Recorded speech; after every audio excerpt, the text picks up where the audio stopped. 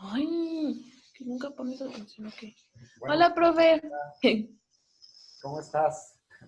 Con sueño. Ay, te has desvelado mucho. Mire, estoy lastimadita. De verdad te iba a preguntar qué te pasó. Me corté con un vidrio y se me lastimó un ligamento de uno de Ay, mis dedos, entonces me operaron y ahorita estoy inmovilizada. los ligamentos son dolorosos. Ay, sí, Corte, mucho. sí, sí, sí. Pero bueno, ya tienes 40 días para rehabilitarte. Ajá, sí, de hecho sí. Ya llevo 15. Ah. Y entonces, ejercicio, Sí, sí, ejercicio. yo creo que sí me van a mandar hasta que Sí. tenga mi cita con el cirujano plástico. A ver qué me dice. ¿Te estás atendiendo en dónde? En el seguro, es que como fue accidente de trabajo, Ajá, pues sí me están atendiendo ahí en el seguro. muy bien.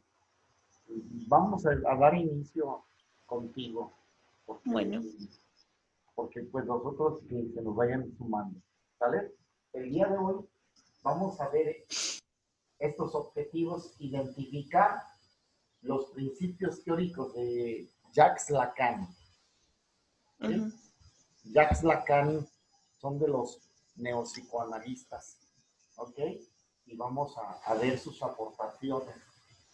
Luego, comprender la estructura y dinámica de la construcción de la personalidad, de acuerdo a Lacan, y definir las aportaciones de Lacan a la teoría del psicoanálisis. Bien, entonces vamos a iniciar con este francés, Lacan, que nace el 13 de abril de 1901 en París.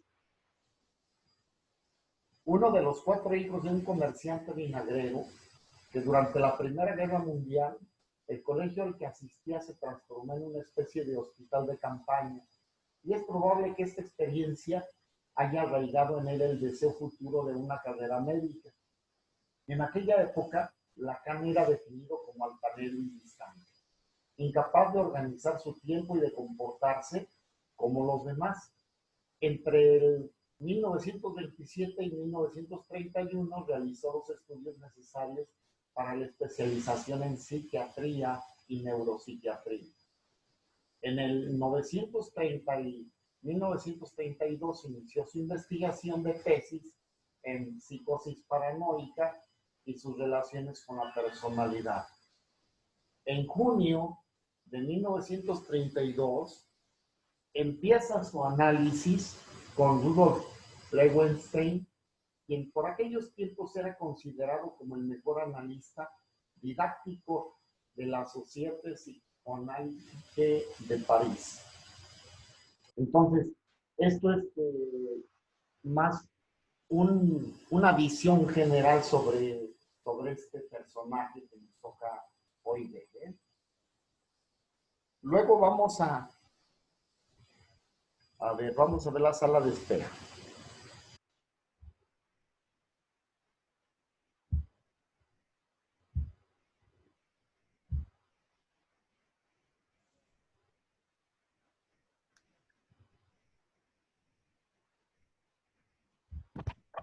Buenos días. Buenos días.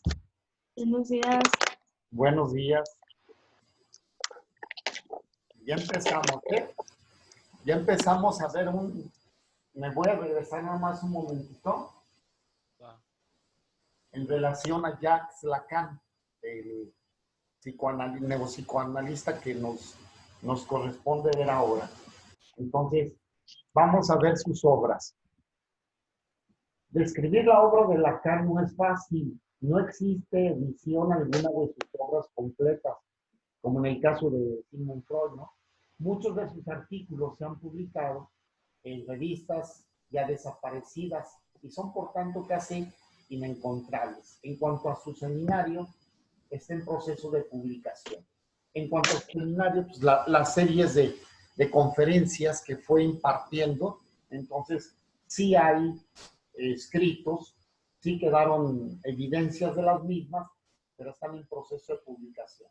Lacan publicó en 1966 una selección de sus escritos, que tituló justamente Escritos, y contiene lo que se considera fundamental en su obra. Hablar del seminario de Jacques Lacan es hablar también del fenómeno cultural que supuso en Francia. Desde el principio Lacan supo atraer a las mentalidades más brillantes del París de su época. A partir de 1964, año de la fundación de la Escuela Freudiana, son abiertos al público más de 500 personas, todas con grabadora para no perder palabra de lo que decía Lacan.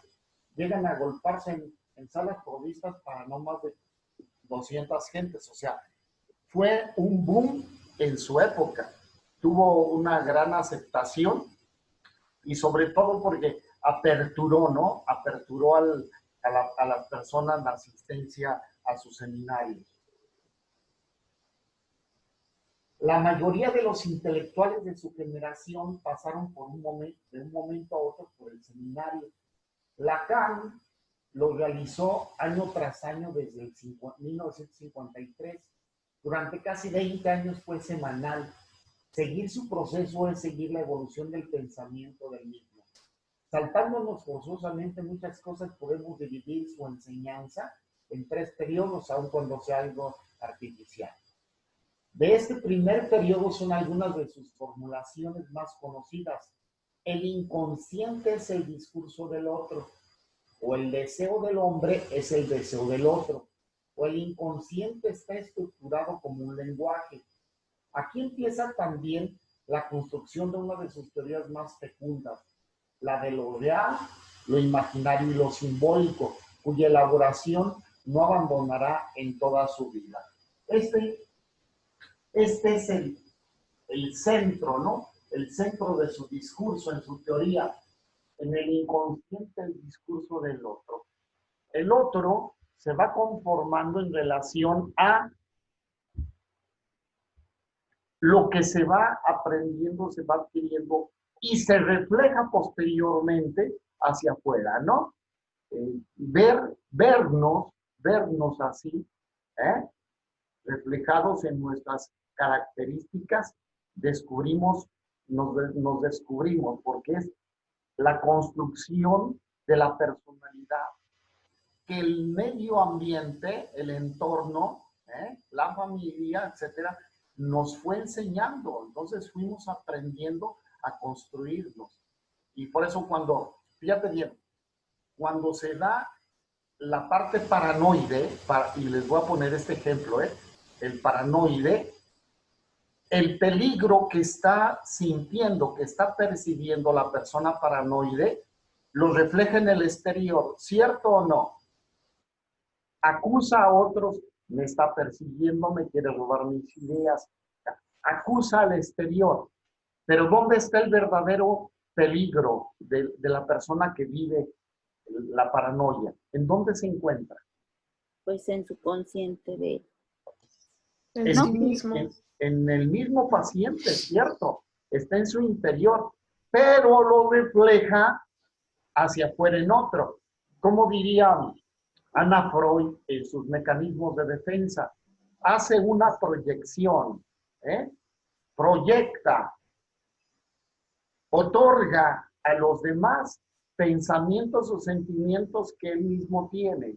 Entonces, proyecta y entonces acusa, siente que los demás están en una condición de persecución hacia su persona. Entonces, lo que tiene en su interior lo proyecta. Y entonces Lacan hace muy buena explicación acerca de este proceso. Y el segundo punto es las teorías, ¿no? Acerca de lo real, lo imaginario y lo simbólico. Pero ustedes ya lo tuvieron momentos de ver. La segunda época de esta enseñanza de Lacan podría denominarse el periodo de los matemas. Voy a explicarlo. Los matemas son modelos matemáticos, ¿sí? Así lo llama. Utiliza las matemáticas para explicar fenómenos. Esto en es muy recurrente dentro de las investigaciones. Por ejemplo, en la actualidad con el COVID, ¿no? El coronavirus, están utilizando modelos matemáticos para dar una explicación sobre el comportamiento del fenómeno de la pandemia. Entonces, están calculando matemáticamente cómo va a ir dándose el crecimiento y luego el aplanamiento de la curva y llegar al control. Son procedimientos matemáticos. Utilizan la estadística. Entonces, esas variables que están manejando los matemáticos son el resultado en un momento dado de la predicción. Están prediciendo una conducta que nosotros vemos reflejado en gráficas, ¿no? En números. Entonces, así Lacan utiliza modelos matemáticos para explicar también los fenómenos. Hay un otro autor, Wilhelm Reich, es un autor muy complicado, es psicoanalista, pero utiliza, imagínate, combinar el marxismo, la filosofía marxista con el psicoanálisis, hacer una combinación, una visión de los dos, resulta muy complicado. Sin embargo, este autor alemán hace esa elaboración, ¿no? Luego tendrán ustedes oportunidad de, cuando vean teorías de la personalidad, ¿no? Ver estos autores más a fondo. Bien. Lacan se cuestiona continuamente, ¿es el psicoanálisis una ciencia? Para medir la posible respuesta, Lacan se interroga sobre la estructura de las ciencias y se propone encontrar un medio de explicar el psicoanálisis que lo haga universalmente transmisible. Para tal fin, Lacan recurre a las matemáticas, la lógica y la topología. ¡Qué palabras!, ¿no? Las matemáticas, recurre a las matemáticas. ¿Dentro de las matemáticas se utiliza la lógica o no? Osvaldo. ¿Dónde?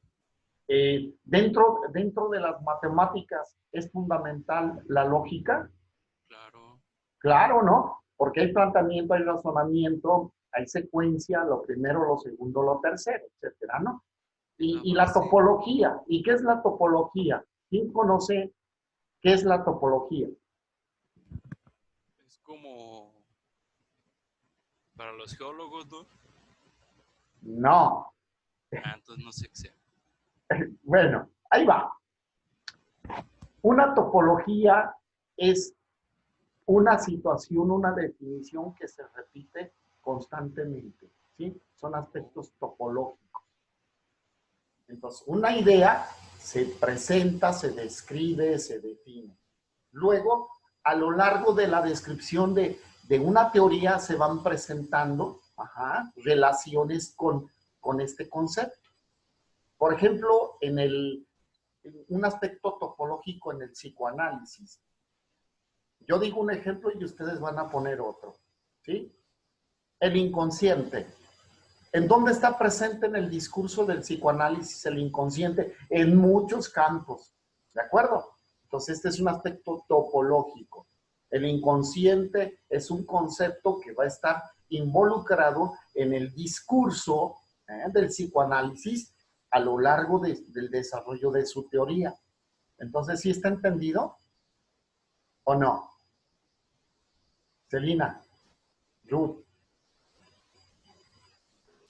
Sí, es cualquier concepto que se vaya agregando, pero que se repite continuamente, ¿no? Durante el transcurso del tiempo. Ajá. Y dime otro concepto topológico en el psicoanálisis. Tenemos el inconsciente. ¿Otro? En el psicoanálisis. El sillón de Freud. Ah, no, ¿verdad? Se va presentando en todas las etapas. A ver, dentro de la estructura de la personalidad está el inconsciente. ¿Cuál otro? El consciente. Entonces, el consciente es otro aspecto topológico. Así es. Que va repitiendo. ¿Y otro? El yo, por ejemplo, también. La personalidad. El yo, el ello, la libido, La ¿no? libido. Son términos que van a estar a lo largo presentes en el discurso psicoanalítico. Así ¿De es. acuerdo? Bien, ya estamos bien. Ok. En los últimos años, Lacan se dedicó a volver sobre su propia teoría, especialmente sobre lo real, lo imaginario y lo simbólico, para con ayuda de la topología y la teoría de los nudos, vamos a explicarla, la teoría de los nudos, intenta una metaformalización. Así está el discurso de Lacan, ¿de acuerdo? Vamos, les voy a explicar la teoría de los nudos, pero vamos a ver esta otra palabrita, ¿no? Metaformalización, ¿sí? ¿Qué significa? ¿Qué significa meta? Más allá, ¿eh? La metafísica, ir más allá de lo físico. Metacognición. ¿Qué significa la metacognición? Ustedes ya vieron materias donde han visto este término. Más allá del pensamiento. Más allá, cuando la persona se lo apropia, ¿de acuerdo? Puede hacer suyo un aprendizaje y entonces dicen, ya está utilizando una metacognición. Se apropia de ello y puede aplicarlo, puede llevarlo a. Por eso una persona que lo aprende, lo puede aplicar en un lugar, en otro, en otro, en otro. Una persona que no lo ha aprendido, puede repetir unas palabras, pero no las comprende. Entonces, lo que no se comprende no se aprende y no se aplica, entonces, por consecuencia. Y Lacan, entonces, lo que trataba era de hacer una teoría donde se construyera toda una serie de conceptos, de visiones, que pudieran aplicarse a la ciencia de la psicología, utilizando pues el camino, la corriente del psicoanálisis.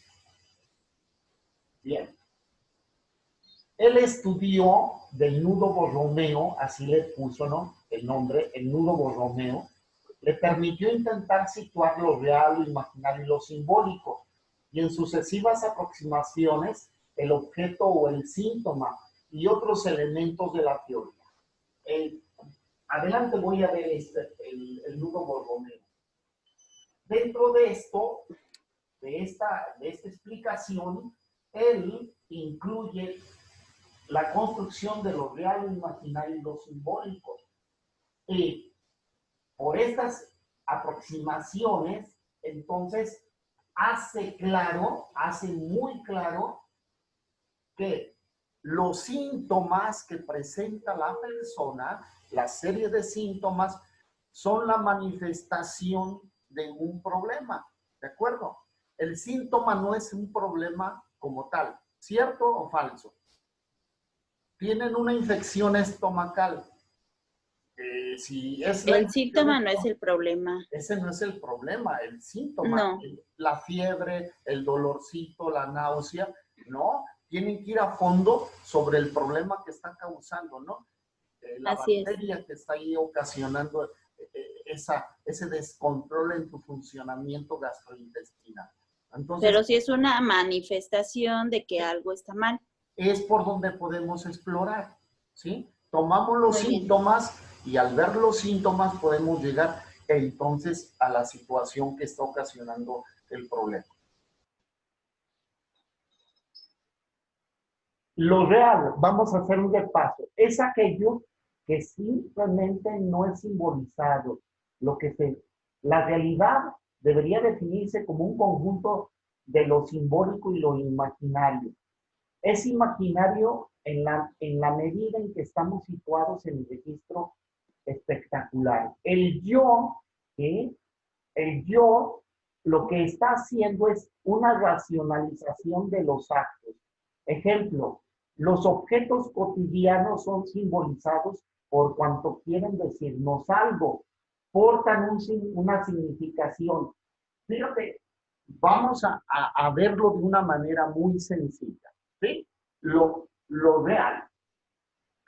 Tú percibes un objeto, ¿no? Una señalización de tránsito, donde tú ves una E con una diagonal cruzada. ¿Ese es un objeto real? ¿Cierto o falso?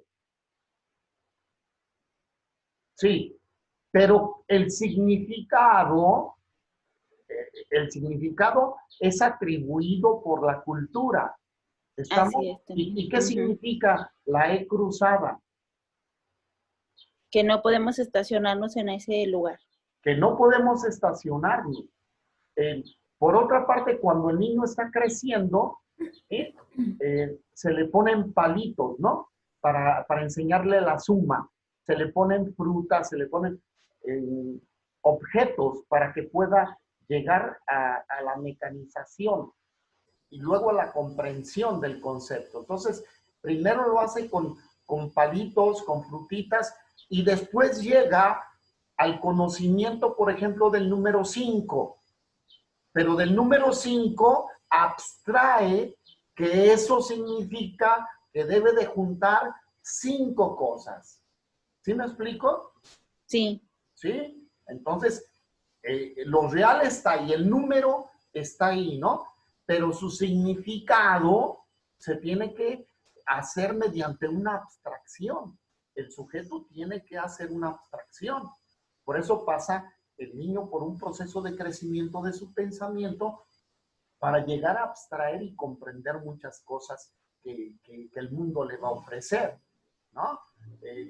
¿Ustedes cuánto tardaron para encontrar el valor de pi? ¿Y qué era pi? ¿No?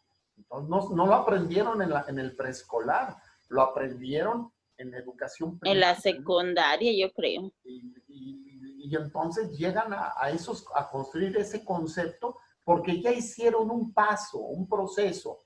Para comprender la división, pasaron por el proceso de conocimiento de números, suma, resta, multiplicación y llegar a la división. Así es. El yo va construyendo las realidades, ¿no? Pero dentro de esas realidades que observamos existen explicaciones simbólicas. ¿Estamos? ¿Sí? Sí. Ok. Y a nivel de psicología, en el psicoanálisis hablamos de objeto de amor. ¿Cuál es está el objeto de amor en el bebé? Y el objeto de amor en el bebé, ¿sí? Está canalizado en el pecho materno. ¿Estamos? El pecho materno ahí está. Pero ¿qué es lo que significa y simboliza para el bebé?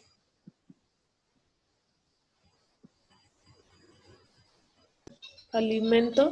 Su alimento, la satisfacción de sus necesidades, de supervivencia. Muy bien, Anita. ¿De acuerdo?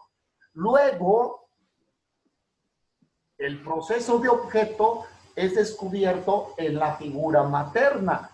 Y entonces, ¿qué significa la figura materna ya para el bebé? Ya cuando descubre esa figura materna. ¿Qué significa? Protección. Protección, cuidado, cariño. ¿De acuerdo? Cariño. ¿Sí? Y después va descubriendo otras figuras de amor. ¿Cuáles serán otras figuras de amor? El papá, los hermanos, los amigos. El papá, los hermanos, y así en la vida, ¿no? La pareja, etcétera. Entonces, se va teniendo esa experiencia, pero el objeto está ahí, pero tiene para la persona una significación, ¿de acuerdo? Siempre va a tener algo simbólico, una representación de. Así pasamos a lo simbólico. El conjunto de redes sociales, culturales, lingüísticas, como son ideas, costumbres, la lengua, la expectativa de los padres. La identidad del niño depende de cómo asuma las palabras de los padres. Este es lo simbólico.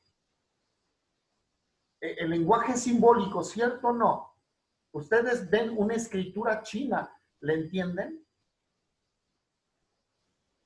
Si no la han estudiado, no la comprenden, ¿de acuerdo? No, van a ser imágenes nada más puestas ahí, pero no tienen ninguna representación. Entonces, la cultura te da esa representación, te da esa explicación del significado, ¿sí? a nivel de costumbres religiosas, ¿estamos? ¿Sí? Ven un crucifijo y tienen una representación cultural en relación al acompañamiento que les dieron sus padres en su formación religiosa, o no, ¿de acuerdo? ¿Sí?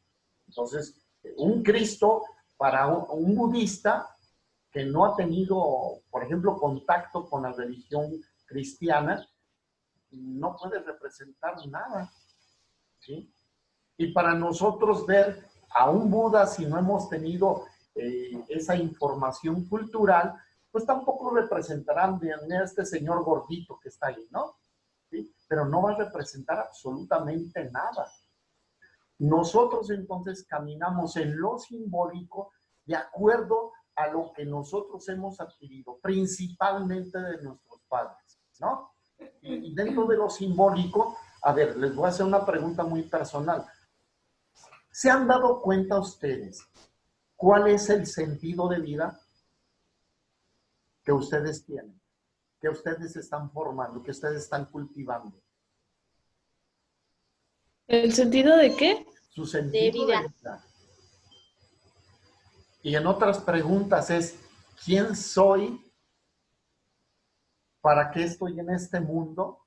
¿A dónde voy? ¿A dónde me dirijo? ¿Qué pretendo? O sea, todo esto es fundamentado dentro de la formación de la persona. Esto es, hablamos de buscar trascender, ¿no? Por ahí luego les voy a facilitar una publicación tengo toda una presentación de Viktor Frankl.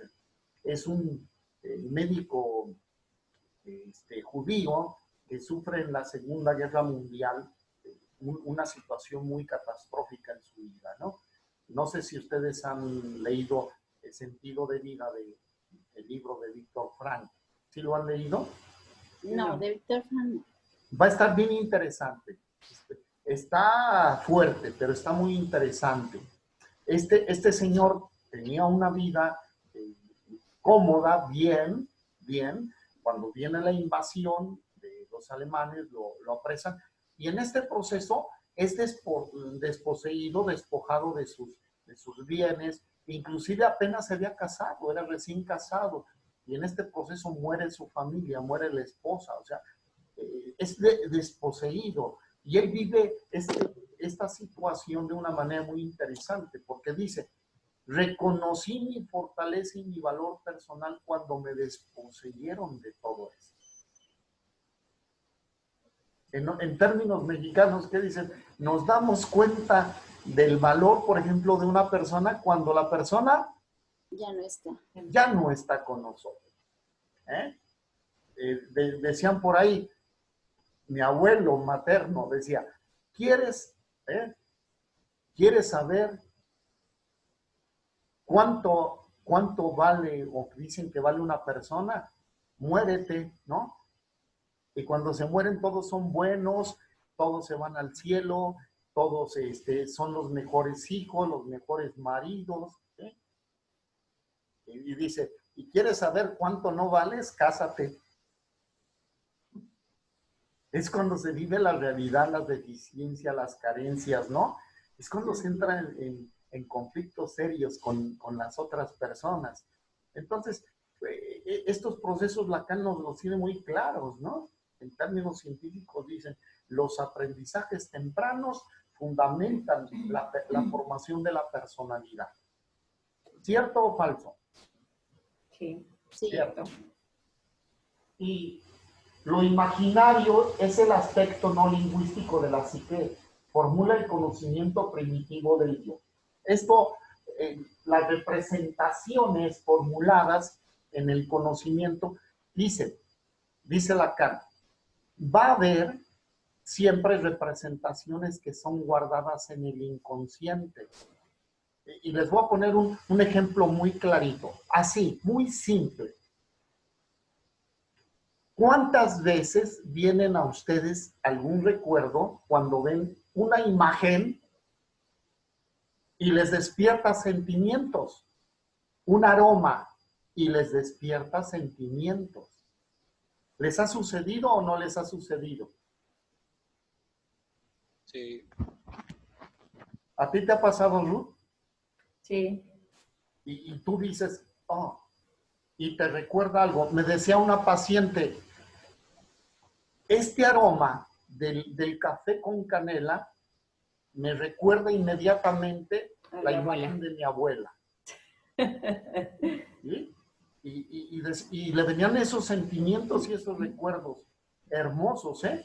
Donde se sentaba él en la cocina a oler, porque no les daban a los niños, pero No. él disfrutaba el aroma, decía, me llenaba la vida el aroma, pero era el aroma de mi abuela. O sea, esos recuerdos le llaman reminiscencias, ¿no?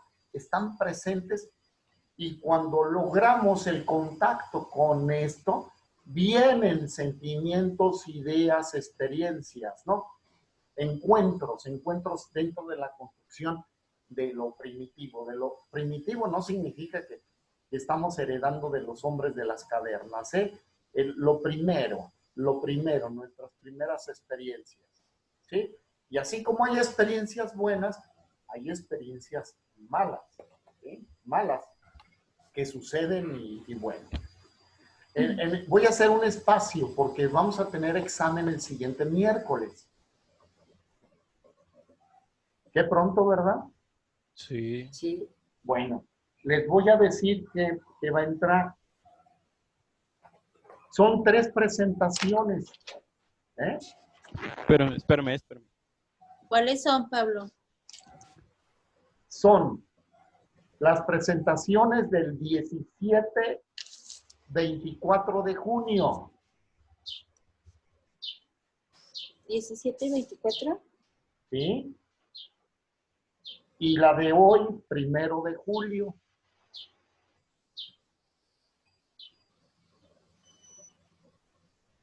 ...17 y 24 de junio y 1 de julio. La mecánica va a ser igual que la vez anterior. Bueno, ¿Sí? Esta presentación de hoy va a estar disponible ahí en la plataforma, ¿verdad? Pues, yo... ¿Qué? Es que ahorita traté de buscarla porque no veo hasta allá tan chiquita. Y lo que tengo acá, pues, es todo. No, ustedes, todas las presentaciones ya se las subo. Inmediatamente terminando, hago el proceso de video y pongo la presentación. ¿De acuerdo? Ok, Eh, gracias. Por favor, les voy a orientar en algo. Cuando están viendo esta teoría psicoanalítica, se mueven muchas cosas personales. ¿Eh? Se pueden mover muchas cosas personales.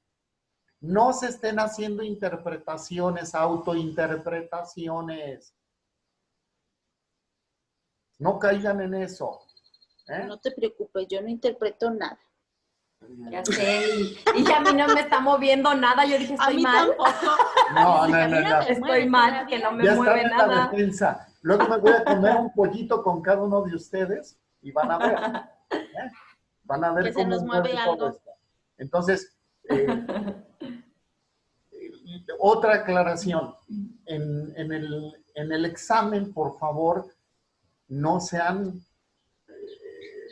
pobretones en el discurso. Hay unos que me ponen la píldora ya Liz, ya, ¿no? ¿Sí? Desarrollen, ¿eh? Desarrollen. Por ahí ya, ustedes tienen que hacer una reflexión acerca de eso. Cuando digo desarrollo del tema, no es definición de un concepto, es desarrollo del tema. Y en la relación del paréntesis, pongan mucho cuidado. ¿Eh? No se me confundan. Es que no es lo mismo estar en la computadora y tratar Que de en papel, relacionar ya que en sé. papel. Ustedes ya lo vieron, yo sé, y para mí No, también, son aprendizajes interesantes. Hay que Y conversar. luego todavía estar esperando a que dice, te faltan tantos minutos y tantos segundos. Entonces, ¡Ay, no! Bueno, pero es parte del juego, ¿no? Sí, Es lo parte de lo sabemos. que a veces nos piden así cosas y tienes tanto tiempo para hacerlo. Pero es bien interesante. A mí me divierte, yo lo disfruto. Y no disfruto No, nos estresamos un buen. Así. Osvaldo, Pero a Pablo le divierte. Ay, qué malo es. Osvaldo, pero es padrísimo el ver cómo en un momento dado hay áreas de oportunidad que podemos encontrar. Y esto lo tenemos todos, ¿no? Entonces, la misma situación vamos a hacer. Se meten a la plataforma, ¿sí? O sacan su examen y lo depositan en la plataforma en tareas, igual que la vez anterior. Yo voy a tener abierto de todas maneras el Zoom por si hay alguna pregunta. Yo lo voy a programar y en ese tiempo, si hay alguna pregunta, nos lo platicamos, ¿no? Bien. Me hace falta por ahí María de los Ángeles, ¿eh? Aquí estaba y se fue. Entró y se fue. ¿Sí? Es la única.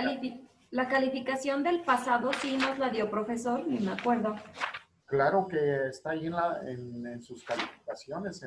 Está en la plataforma. Sí. Ok. Ni la he checado, creo. No, y luego ya deben de consultar sus calificaciones y ahí están. Ok.